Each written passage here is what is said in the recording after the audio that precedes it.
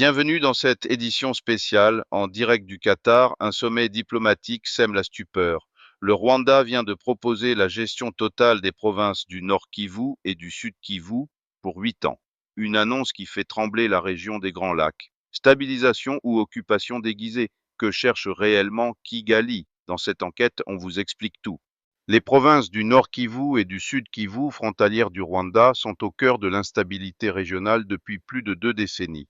Groupes armés, exploitation illégale de coltan, déplacement massif de population, chaque jour, des civils vivent l'enfer. Mais pourquoi cette région est-elle aussi stratégique? Et pourquoi attire-t-elle tant d'intérêts étrangers?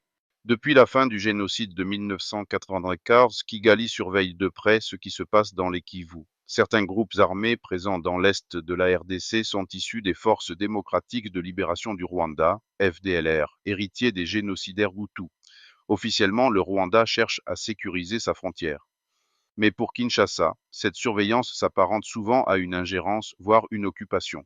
Lors du sommet organisé à Doha, censé porter sur la coopération régionale, Paul Kagame prend tout le monde de court. Il propose que le Rwanda assume pendant 8 ans la gestion administrative et sécuritaire des deux Kivu. Justification: ramener la paix et y organiser des élections sous supervision internationale. Une idée qui divise la salle. Félix Tshisekedi, président de la RDC, qualifie la proposition de provocation inadmissible. Le gouvernement congolais dénonce une tentative de balkanisation. Des manifestations éclatent à Goma et Bukavu où la population crie sa colère. Pour les Congolais, le message est clair: pas de tutelle étrangère sur leur territoire. Derrière les discours officiels, les enjeux sont colossaux. Les Kivu regorgent de richesses: or, coltan, lithium, des ressources stratégiques dans la transition énergétique mondiale. Pour certains analystes, la proposition rwandaise vise surtout à sécuriser l'accès à ces minerais, tout en renforçant son poids régional.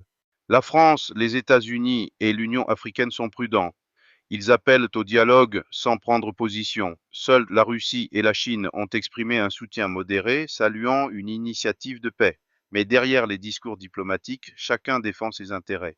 Ce sommet au Qatar pourrait marquer un tournant historique. Le Rwanda a jeté un pavé dans la mare. La RDC est en position de blocage. La région des Grands Lacs entre dans une nouvelle phase de tension ou de réinvention. Et vous, que pensez-vous de cette revendication du Rwanda? Démarche vers la stabilité ou précédent dangereux? Dites-le nous en commentaire, on vous lit. Likez cette vidéo si vous avez trouvé ce décryptage utile. Abonnez-vous pour ne rien manquer des prochains dossiers géopolitiques et surtout, activez la cloche pour rester informé en temps réel. Merci d'avoir été avec nous et à très bientôt.